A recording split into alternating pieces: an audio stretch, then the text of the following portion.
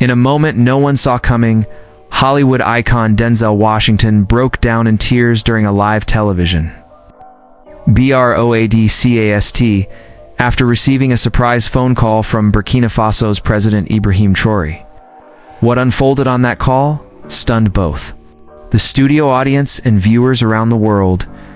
This remarkable moment showed that true leadership and honor can cross boundaries of fame, race, and nation.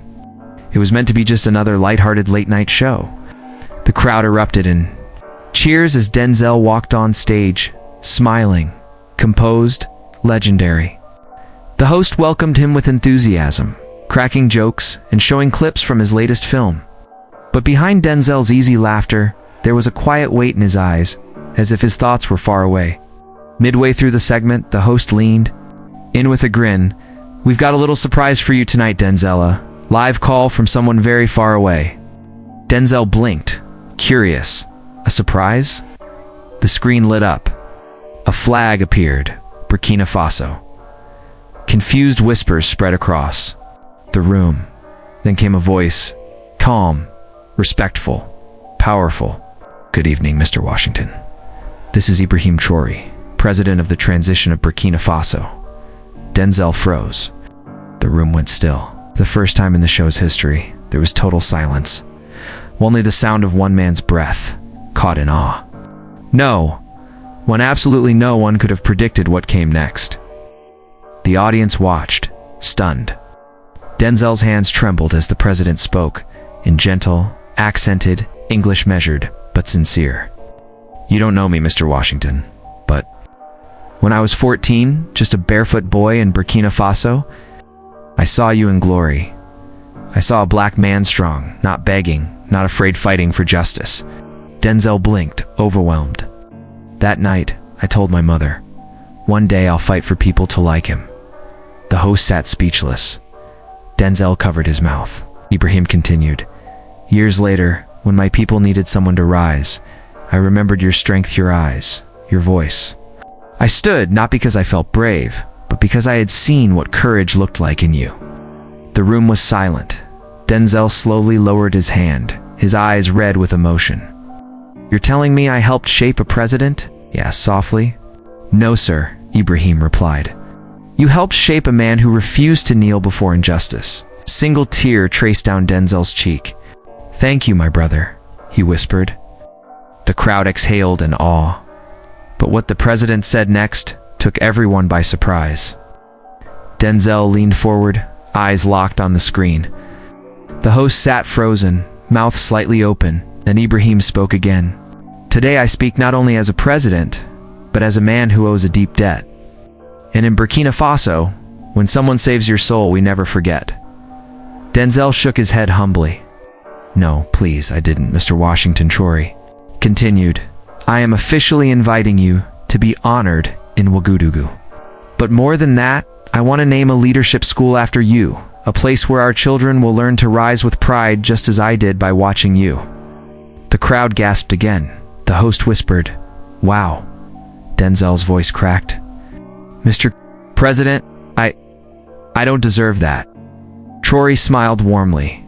"That's exactly why you do." Screen faded to black. And there, on live television, before millions, Denzel Washington covered his face and wept not from sadness, but from the staggering realization that one life can ripple across continents and generations, yet this was only the beginning. Within a day, Denzel would be packing his suitcase. Burkina Faso was calling, and what awaited him there would send shockwaves through the world. That night, Denzel didn't sleep, kept replaying Ibrahim Traoré's words in his mind. His eyes were still swollen long after the cameras stopped. By morning, social media had erupted. Denzel Traoré trended across our nation's fans. Journalists and global leaders called it one of the most emotional moments ever broadcast. But as the world buzzed, Denzel quietly packed not for a film, but for something deeper.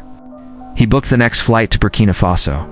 No entourage, no press, just him, a small backpack, and a heart bursting with something he couldn't yet name.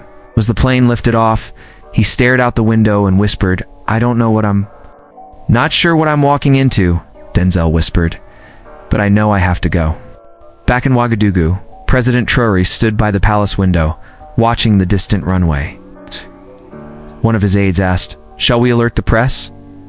Traoré shook his head. No cameras. No speeches. Just truth. Something powerful was about to happen, something quiet yet unforgettable. Neither man knew that within 48 hours, they would cry again, this time, side by side. When Denzel's flight landed, there were no reporters, no spotlights, no ceremonial red carpet. Just silence, alone. Black SUV waited on the tarmac. One man stood beside it, dressed plainly, no medals, no guards. It was him, President Ibrahim Traoré. Denzel stepped out slowly, their eyes locked. In that instant, no words were needed. They embraced not as actor and president, but as two men connected by fate. "I'm honored you came," Ibrahim said gently. Denzel smiled. "I didn't come as a celebrity. I came as a brother." The SUV carried them along dusty roads, past markets and alleyways, barefoot children waving as they passed. No one knew who sat inside. Eventually, they stopped at a humble clay home with a rusted tin roof. "This was my home," Traoré said softly. He opened the creaking door. Inside, no guards, no luxury. Just silence, old photos, and a woven mat on the floor. Then, Traoré handed Denzel a worn photograph. In it, a small boy clung to the hand of an older woman. "She raised me," he said. "When my parents worked long hours, she fed me, bathed me, told me stories of courage." He paused, voice low, "and she's still alive." They drove for another hour through winding village paths. Few words exchanged. Denzel studied the photo, the woman's warm smile, kind eyes, and a quiet power shaped by years. "Where is she now?" he asked. Traoré's jaw tightened. "She still cleans schoolrooms in a village nearby." Denzel turned, surprised. At 85, the president nodded slowly. "She never wanted help. She always said, 'God gave me legs. I'll use them until he decides I shouldn't.'" When they arrived, school looked worn, but alive children ran barefoot, drawing shapes in the dust with sticks. Then, she appeared. Bent with age, but standing proud, broom in hand. The same woman from the photo. Denzel stepped out of the car, stunned. Traoré walked toward her gently. She looked up, her eyes welling with tears. "Ibrahim," she whispered. He rushed into her arms. "Mahua." They embraced, both weeping. Then Denzel approached slowly. She turned to him, eyes wide, her hands trembled. You're him," she said, softly touching his face. In that quiet courtyard in Burkina Faso, time seemed to freeze. 3 lives, 3 stories, merging into one unforgettable moment that would soon touch hearts around the world. But what happened next would move an entire nation. Mamang Hawa sat between Denzel and President Traoré beneath the shade of an old baobab tree near the school. Her hands were calloused, her back bent with time, but her voice carried warmth and strength. She spoke of young Ibrahim, how he'd cry in her arms on cold nights, how he once gave her his only slice of mango so she wouldn't go hungry. Denzel listened closely, his eyes soft in a way rarely seen. Then she reached into the pocket of her old apron. "I've kept this all these years," she said. She pulled out a faded, folded piece of paper. A child's handwriting covered it. "One day, I will be a leader, and I will find you, Mama. I promise." Traoré's breath caught. He remembered it. He wrote that note when he was 9, on her birthday, after she gave him her last piece of bread. Denzel wiped away a tear. She held on to hope. That's the strongest kind of faith. Suddenly, a barefoot child ran toward them, laughing, holding a cracked plastic ball. "Mama, will you play?" And she did, barefoot, beaming, still full of life. But something inside Denzel had changed. He wasn't just visiting anymore. He had found something sacred. That evening, Denzel and Traoré returned to the palace, both quiet, reflective. The mood had shifted. Then Traoré stood. "There's something I want to show you, something I've never shared with anyone outside my family." He led Denzel through a private stone corridor, silent steps, no guards. At the end, a heavy wooden door. He unlocked it. Inside was a small, dimly lit room. The room was filled with old books, worn journals, maps, and one large framed photo. Mama Hawa and young Ibrahim, both laughing. "This is my real treasure room," Traoré said softly. Denzel stood speechless. The president picked up an aged notebook, its pages yellowed with time. Inside were handwritten dreams, his earliest visions for Burkina Faso. "All of this began with her," he whispered. "I'm here because she believed in me even when I had nothing." Denzel touched the fragile paper. "You lead like someone who remembers being loved." Traoré nodded. "'Cause leadership isn't about power. It's about gratitude." Silence settled between them, two men, bound by a shared mission to honor the woman who shaped a president. Then Denzel had an idea, one that would surprise everyone, especially Mama Hawa. At dawn, he sat on the palace terrace, watching the sun rise over Ouagadougou. Her face, her laughter, her strength, it all echoed in his heart. "I've had a thought," Denzel said, sipping his tea. "Let's give her the honor she never asked for," Traoré smiled. "I was hoping you'd say that." That afternoon, without alerting the press, they returned to the village school with a small group. Children gathered, teachers watched quietly. Mama Hawa looked puzzled. "What's going on?" she asked. Then Traoré knelt before her and opened a small velvet box. Inside was a gold medallion, engraved with her name and the national seal. "For your service to this nation, as a mother, a teacher, and a guardian of hope," he said, voice trembling. The children began to clap, and Denzel stepped forward, his eyes shining. "And from the world of cinema," he said, pulling out an envelope. "I spoke to my producer this morning. Your story is going to be a movie. Every cent will go to building schools in your name." Mama Hawa fell to her knees, sobbing. Lifetime spent giving, and now she was being honored. But the biggest surprise was yet to come. 3 days later, Denzel returned to Los Angeles for a live interview on one of America's biggest talk shows. It was supposed to be light red. Carpets, upcoming films, laughter. But behind his smile, something had shifted. As the cameras rolled and the host asked Denzel about his recent trip to Africa, he paused. Then he said, "Can I take a call?" The host blinked, surprised. "Live?" Denzel nodded. The crew scrambled, confused, but within moments the screen behind him lit up. It was President Ibrahim Traoré, live from Burkina Faso. The studio went still. "Mr. Washington," Traoré said warmly, "your visit reminded us that kindness knows no borders." Then he added, "You honored my people. Now, I want to honor someone you inspired." He turned slightly, and Mama Hawa appeared beside him, holding a phone, her eyes sparkling with emotion. The audience gasped. Denzel's lips trembled. His hand shook. Traoré continued, "You reminded the world that even the loudest voices must sometimes stop and listen." And then, softly, in broken English, Mama Hawa whispered, "Thank you, my son." Denzel dropped his head and wept on live television, and so did millions watching around the globe. Within minutes, the moment went viral. It wasn't about movies anymore. It was something far deeper. Twitter lit up. Mama Hawa, President of Hearts. Denzel breaks the silence. From Paris to Johannesburg, Tokyo to Atlanta, people posted their own stories of women who raised them, who believed in them, who gave when they had nothing. A photo of Traoré hugging Mama Hawa in her small kitchen became iconic. Major news networks paused political coverage to air the moment. Denzel weeping, Traoré speaking with grace, Mama Hawa saying thank you. CNN called it the most human moment ever captured on live TV. But then, something even more powerful began to unfold. Donations poured in. A quiet GoFundMe campaign started by a student from the village school had hoped to raise $10,000. In just 2 hours, it surpassed $1 million. People didn't just watch, they felt, and they acted. In a world so divided, this story of a soldier's promise, a mother's love, and an actor's tears were bringing strangers together. But as the world celebrated, Mama Hawa was fading in. She had one final request. By the 6th day of that unforgettable week, her body had grown tired.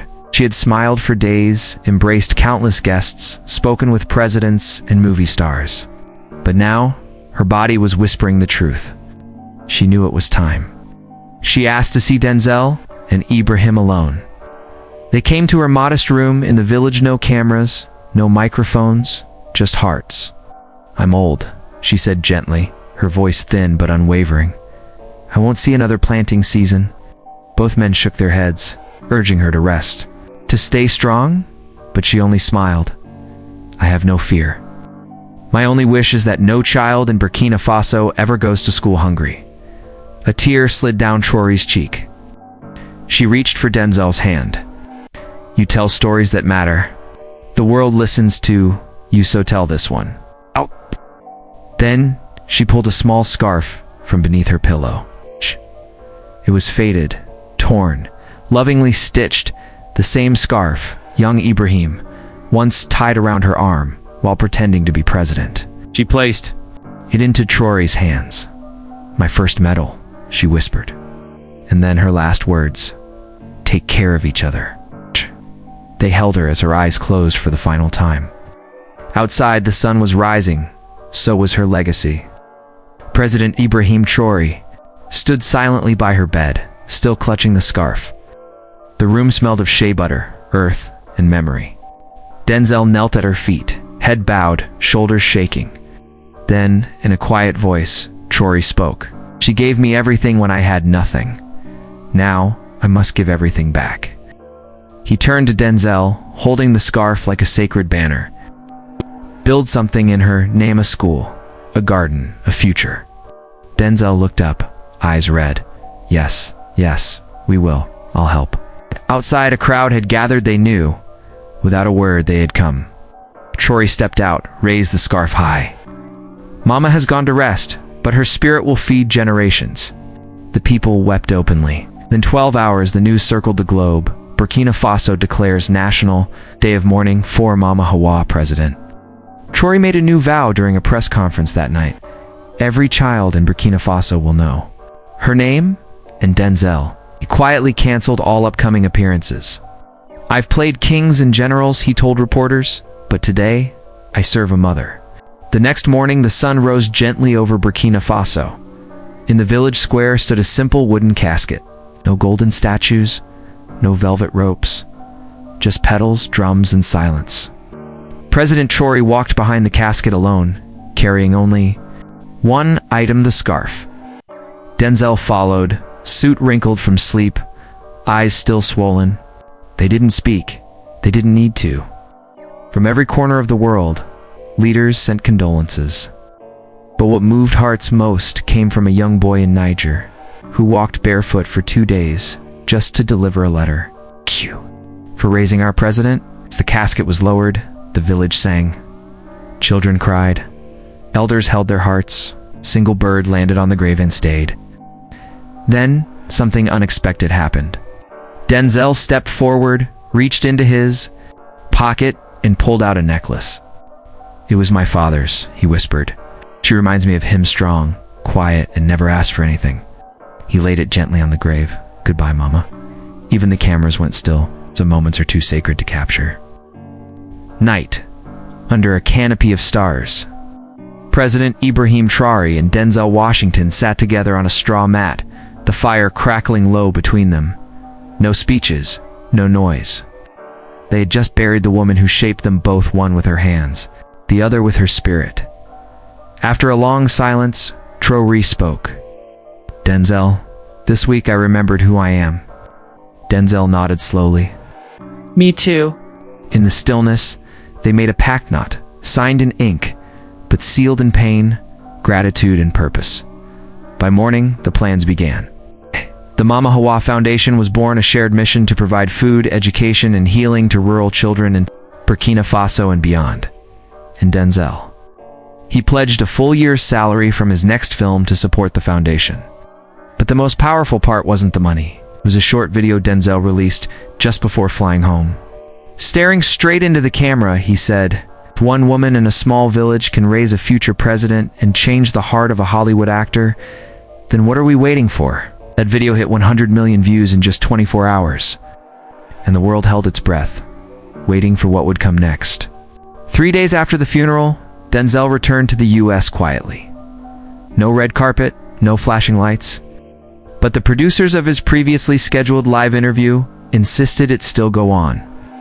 It had already been promoted across major networks. Denzel agreed on one condition. Let me speak from the heart. No script. The studio was bright, the crowd eager. Everyone expected a light-hearted segment, some laughs, maybe a story or two. But when the host asked, Denzel, you've traveled the world. What's one moment that changed your soul? Denzel didn't answer right away. He reached into his coat pocket and pulled out the scarf. Holding it gently, he leaned into the microphone. President Ibrahim Traoré called me. I couldn't breathe, he said. He reminded me that greatness isn't in awards, it's in mothers who wash your wounds, and in presidents who never forget them. The host, puzzled, asked, and what exactly did he say? Denzel's eyes welled up. Yes. He slowly pulled out his phone, pressed play, and let the studio hear Traoré's voice. Thank you for honoring a woman the world forgot. But who made a man the world will remember? And in that moment, Denzel broke down in front of millions. The broadcast spread like wildfire. People stopped what they were doing. Dinner tables paused. Newsrooms fell silent. Social media froze. And the image of Denzel clutching the scarf, sobbing as Traoré's voice echoed through the studio, became the most shared video of the year. Comments poured in. I've never cried this hard over someone I didn't know. I'm calling my mom right now. Who is Ibrahim Traoré? Because the world needs more leaders like him. Across Africa, stories of forgotten mothers surfaced. In America, youth groups held candlelight vigils for Mama Hawa. But in Burkina Faso, something even more unexpected began. Children across the villages began writing letters not to Santa, not to celebrities, but to President Traoré. One letter asked, if I work hard like you, will I also make my mother proud? And Denzel. He stayed silent after the interview until the next morning. Then, he posted a single photo to Instagram, a lone tree in Burkina Faso.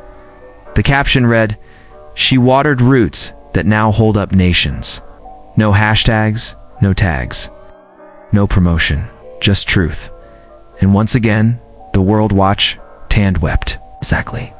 1 week after that unexpected phone call, a statue was quietly unveiled in Ouagadougou. It wasn't of a king, not of a general, not even of a president. It was a woman holding a child's hand, her arm wrapped in a familiar scarf, bronze. Plaque beneath it read, to Mama Hawa, the mother of all leaders. President Ibrahim Traoré stood before it with Denzel Washington beside him, each holding a candle. Neither said a word. Some endings are too sacred for language. That night, the wind drifted softly through the city. Villagers whispered they felt Mama Hawa's spirit in the breeze, gentle, watchful. And back in Hollywood, Denzel made one final gesture. He announced a new scholarship, the Hawa Fund. Launched in partnership with the Burkina Faso government dedicated to rural African girls who dream of leading. When reporters swarmed for a statement, Denzel simply said, some phone calls change. Your schedule. This one changed my soul. Dear viewers, if this story moved you, if it made you cry, think. Or reminded you of someone you love, please like, subscribe, and comment below with, I believe in the power of love and leadership. Your words matter. Let's make stories like this reach every corner of the world. Let's remind each other that greatness isn't about fame, it's about heart. Drop your thoughts below. Share this video with someone who needs hope today. And never forget, one kind act can echo across generations. Thank you for watching.